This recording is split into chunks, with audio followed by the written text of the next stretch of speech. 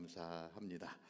이 시간 우리에게 주시는 하나님의 말씀 사도행전 16장 11절에서 15절까지의 말씀입니다. 한번 교독해서 저와 여러분들이 교독해서 같이 보도록 하겠습니다. 제가 11절 먼저 봅니다.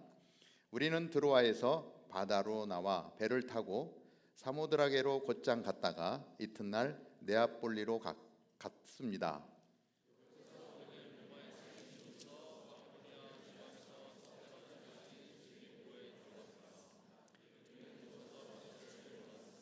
안식일에 우리는 혹 기도할 만한 곳을 찾을 수 있지 않을까 하는 기대감으로 성문 밖 강가로 나갔습니다. 우리는 그곳에 앉아서 거기 모여있던 여인들에게 말씀을 전했습니다.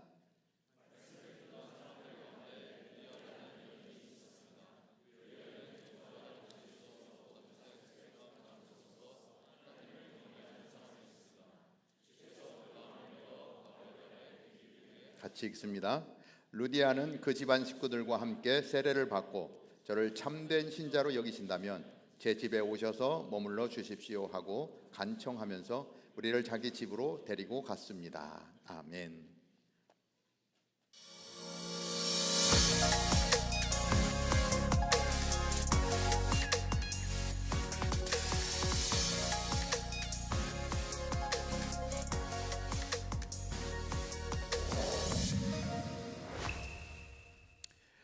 어느덧 일상 30일을 시작하며 한 달을 달려왔습니다. 시작할 때 한 달이 굉장히 길게 느껴졌는데 지나고 나니까 너무 빨리 지나간 것 같습니다. 그동안 함께 동참해 준 여러분들께 감사를 드리고 무엇보다도 공동체 30일을 이끌어온 우리 순장님들께 감사를 드립니다. 일상에서 부르심을 살라, 우리를 부르신 하나님을 기억하는 시간, 그리고 일상에서 하나님과 동행하라. 그래서 매일매일 하나님과 동행케 하신 하나님께서 하나님과 함께하는 그 시간을 통해서 우리에게 일상에서 감사하는 시간을 주셨습니다. 감사는 할수록 늘어나는 게 감사죠. 감사가 늘어나면 불평은 사라집니다. 우리에게 감사를 훈련시키신 하나님, 오늘 마지막으로 일상에서 이웃을 섬기라. 이 제목으로 말씀을 나누는데 이렇게 부르셨고 동행하게 하셨고 감사하게 하신 하나님이 그 모든 것들의 결론은 이웃을 섬기는 섬김으로 나아가는 것입니다. 하나님 나라 확장 가운데 우리를 세워주시기를 원하는 것입니다. 오늘은 한 작은 빨래방에서 시작된 이야기를 먼저 말씀드리고 싶습니다. 어느 도시에 작은 빨래방을 운영하는 한 여성이 있었습니다. 매일 반복되는 빨래들 건조시키고 그리고 빨래를 접어야 되는 것이죠. 너무 평범하고 지루한 일상이 루틴이 되었습니다. 그런데 어느 날 허름한 복장의 노숙인이 빨래거리를 갖고 들어온 거예요. 순간 이 여인이 망설였습니다. 저 빨래를 내가 받아야 될 것인가 말아야 될 것인가. 왜냐면 그 들고 있는 옷을 세탁하기 위해서는 세탁기가 문제가 생길 것 같은 거예요. 순간 고민을 합니다. 그러나 마음속에 이러한 생각이 들었습니다. 이 사람도 누군가의 아들이고 누군가의 가족일 텐데, 이런 생각이 들면서 그녀는 무료로 빨래를 해주기로 작정을 했습니다. 그리고 빨래하는 시간 동안 커피를 타서 따스한 커피를 대접하며 그 사람을 위로했습니다. 아주 작은 친절 하나가 시작이 되었는데요. 그 이후에 그 노숙인 친구가 다른 친구를 또 데리고 온 거예요. 기뻐할 일일까요? 싫어할 일일까요? 작은 친절을 베풀었는데 다른 노숙인 친구들을 데려오는 거예요. 그리고 고민을 하다가 아예 일주일 중에 하루를 무료로 빨래해 주는 날로 정하고 그러한 사람들의 빨래를 받기 시작했습니다. 일주일에 한 번 무료 빨래하는 날. 시간이 흐르면서 이 작은 이 빨래방은 이 단순한 세탁소가 아니라 위로받고 회복되는 작은 공동체로 그렇게 세워져 나가게 되었다는 것입니다. 그 여인이 이렇게 말합니다. 저는 특별한 일을 한 것이 아니에요. 그냥 제가 가진 공간과 이 시간을 조금 나누었을 뿐이에요. 겸손하게 그렇게 이야기를 했습니다. 이것이 섬김의 시작입니다. 뭐 어떤 거창한 것을 해서가 아니라 나에게 있는 것을, 작은 것을 내어주는 것, 내 마음을 여는 순간 섬김은 시작된다는 것입니다. 오늘 본문 속 루디아도 그렇게 살았습니다. 그리고 하나님은 그들의 작은 섬김을 통해서 도시를 변화시키고 사람을 살리고 복음을 흘려보내는 축복의 통로로 그렇게 사용하셨다는 것입니다. 오늘 우리가 섬김을 생각해 보면서 첫째로 섬김은 마음이 열리는 것부터 시작됩니다. 한번 같이 해볼까요? 시작. 섬김은 마음이 열리는 것부터 시작됩니다. 오늘 본문 말씀은 이렇게 말씀합니다. 말씀을 듣던 사람들 가운데 루디아라는 여인이 있었습니다. 그 여인은 두아디라 도시에서 온 자주옥감 장수로서 하나님을 경외하는 사람이었습니다. 주께서 그 마음을 열어 바울의 말에 귀 기울이게 하셨습니다. 말씀을 듣는 루디아의 섬김은 마음을 여는 것에서부터 시작되었습니다. 섬김은 기술이 아니고 태도입니다. 이 섬김은 능력이 아니라 마음의 방향입니다. 루디아는 자주옥감 장사라고 소개를 하고 있습니다. 자주옥감 장사라고 하는 것은 그때 당시로서는 왕이 입는 옷, 자주옷, 귀족들이 입는 옷을 만드는 옷감입니다. 아주 고급스럽고 아주 값비싼 자색 염료와 옷감을 취급하는 상인을 의미하고 있는 것입니다. 그러니까 루디아를 볼 때 이러한 큰 사업을 하고 있는 거죠.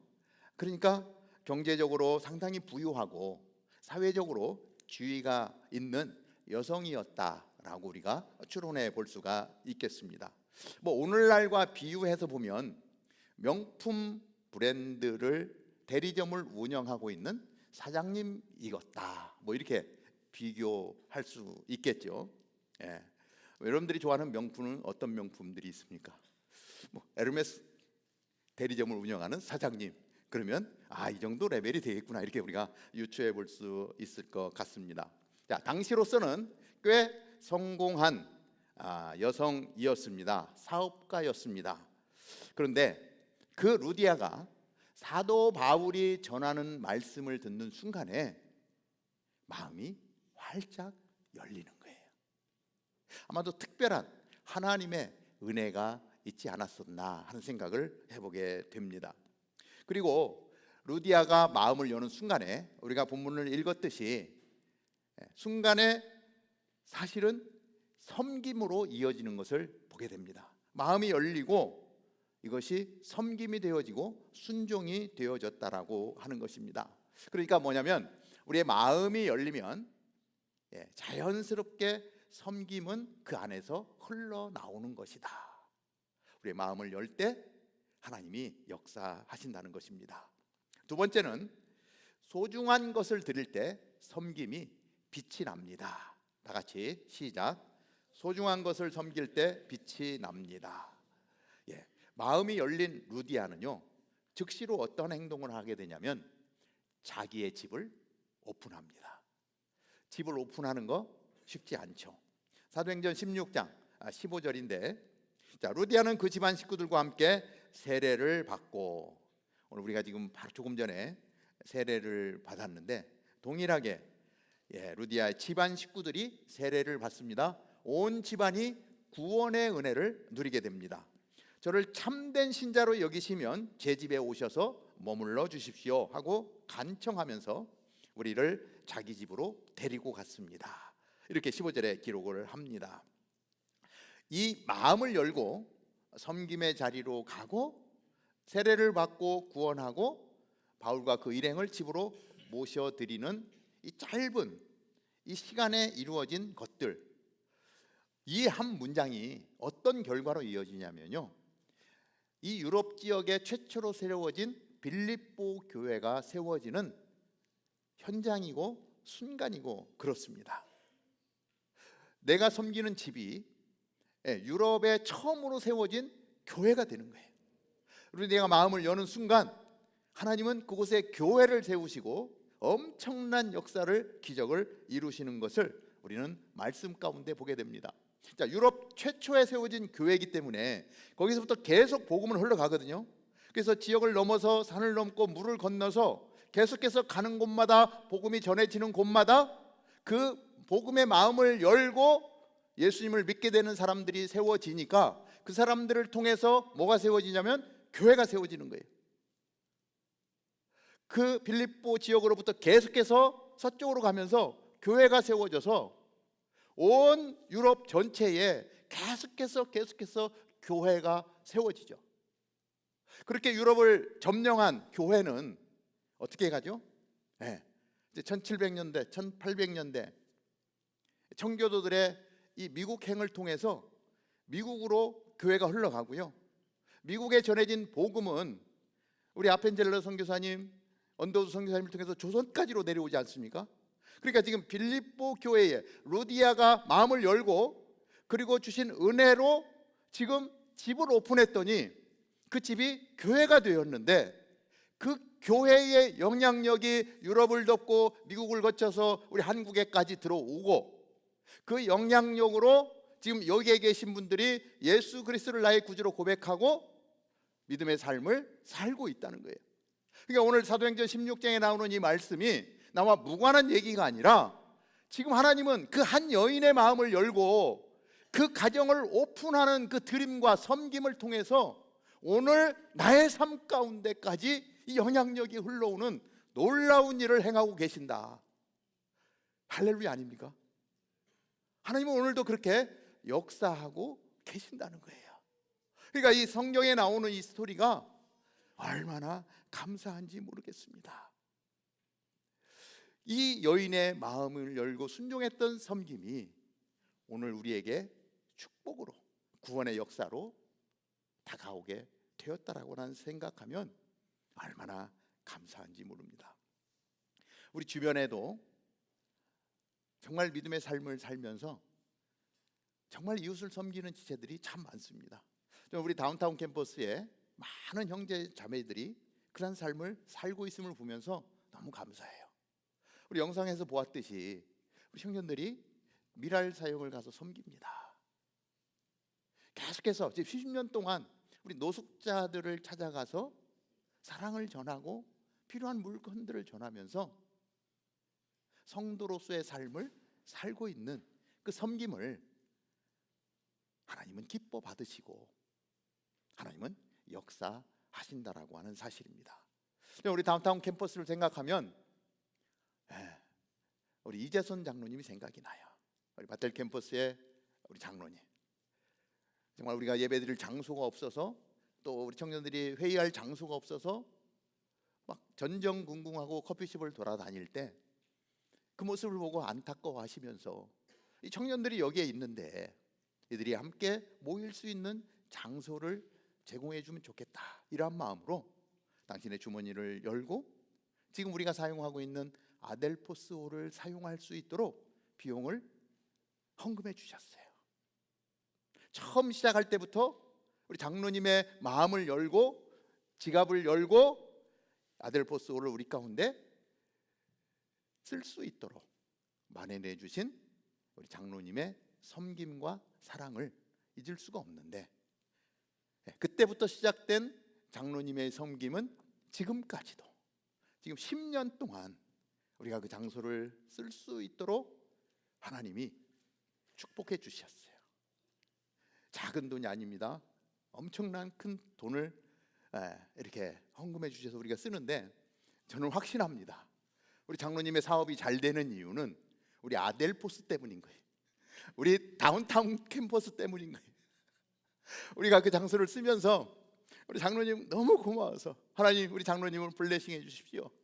우리 장로님의 사업이 잘 되게 해 주십시오. 우리가 기도하니까 계속 장로님 사업이 잘 되는 거예요. 그러니까 지금 10년 동안 얼마인지도 모르겠어요. 30만 불 그냥 우리 다운타운 캠퍼스를 위해서 계속해서 섬겨주시는 거, 물질적으로 섬겨주시는 것뿐만이 아니라 뭐 당신의 물질이 그렇게 들어갔으니 우리 캠퍼스를 위해서 늘 기도해 주세요. 늘 이렇게 캠퍼스 얘기를 듣기를 원하시고, 제가 우리 캠퍼스에서 이루어지는 일들을 계속해서 같이 나누면서 장로님 섬겨주신 그 열매가 이렇게 맺혀지고 있습니다. 우리 안에 이러한 일들이 벌어지고 있습니다. 기도해 주십시오. 말씀을 드릴 때마다 장로님 우리 캠퍼스를 위해서 기도하고 있다라고 하는 사실입니다. 장로님뿐입니까? 우리 영재교회를 다녀간 우리 섬겼던 많은 장로님들 7분의 장로님이 계신데 한 분 한 분이 시간을 드리고 물질을 드리고 우리 청년들을 품으면서 그렇게 섬겨주셨어요. 그 열매가 바로 우리들이 이곳에서 함께 예배 드리고 있지 않습니까? 그리고 그 선배님들의 그 삶의 모습을 보고 그 섬김을 보고 우리 또한 그 도움을 받는 순간부터 노숙자들을 찾아가기 시작해서 지금 10년 동안 계속해서 우리 또한 할 수 있는 선에서 하고, 그리고 우리 인도네시아의 교회를 세우는 일에 우리가 마음을 모아서 함께 달려가고 있습니다. 이제는 우리가 섬겨야 할 차례입니다. 내가 갖고 있는 것이 작은 것이든 아니면 소중한 것이든 우리의 마음을 열고 섬김의 자리로 나아가는 것입니다. 내가 이 작은 것을 드렸을 때 그 섬김을 통해서 하나님은 영광을 받으시는 것입니다. 여기에 있는 분들이 학교에 가서나 또 직장에 가서나 가정에서나 정말 내 옆에 힘들어하고 지쳐있는 친구들을 손을 붙들고 내가 너를 위해서 기도하고 있어 라고 하는 이 격려의 한마디, 시간이 되면 커피 한 잔 사서 대접해 주면서 나와 함께 할 수 있어서 너무 고마워, 이렇게 사랑을 주고받는 이 작은 것부터 시작해서 우리의 섬김이 점점 더 풍성해질 수 있게 되기를 바랍니다. 히브리서 13장 2절은 이렇게 말씀하고 있습니다. 나그네 대접하기를 소홀히 하지 말고 소홀히 하지 마십시오. 어떤 사람들은 나그네를 대접하다가 자기도 모르게 천사들을 대접했습니다. 자기도 모르게 나그네를 대접했는데 나중에 알고 보니까 천사야. 나중에 알고 보니까 하나님이 보내신 사자야. 와, 미리 알았다면 더 잘 대접했을 텐데, 그러나 그렇지 않고 그냥 나그네인데 대접했어. 와, 그랬더니 천사야. 놀라운 일이지 않습니까? 우리 삶의 현장에서 정말 여러분들이 가지고 있는 직업이나 하나님이 주신 달란트 은사나 여러분들이 가지고 있는 시간들을 조금씩 나누는 거예요. 루디아는 자주생 옷감 장사라는 직업을 통해서 사랑을 나누는 축복의 통로가 되었습니다. IT 계열에 일하고 있는 분들은 그 직업을 통해서 사랑을 흘려보내고 복음을 흘려보내고, 또 여러분들 가운데 요리 잘, 요새는 남형제들이 요리를 그렇게 잘하더라고요. 요리해가지고 이웃을 초청해서 한번 맛있게 음식을 대접해 주는 것, 어떤 행정적인 일을 잘하면 이런 체계를 잡는 것들을 하면서 이웃들을 섬기는 거예요. 은사적으로 난 참 격려해주는 은사를 받았다. 어렵고 힘든 사람만 보면 찾아가서 막 손을 잡아주고 싶은 거예요. 그게 별거 아닌데, 별것도 아닌 게 내 아픔을 알고 찾아와서 내 어깨를 감싸주는 그것만으로도 우리는 큰 힘을 낼 수 있는 거예요. 음악 잘하시는 분은 노래하는 겁니다. 여기 음악에 달란트를 주신 분들이 많은데 오늘 성가대 찬양 들으면서 여러분 놀랍지 않습니까? 성가대 계속해서 모집하고 있습니다. 찬양으로 하나님 앞에 나아가고 찬양을 통해서 우리 형제 자매들을 정말 즐겁게 하는 그 일에 우리가 시간을 드리는 것입니다. 뭐 10분도 좋습니다. 여러분들 바쁘잖아요, 그죠? 누군가의 이야기를 한 10분 정도 경청해 주는 거예요.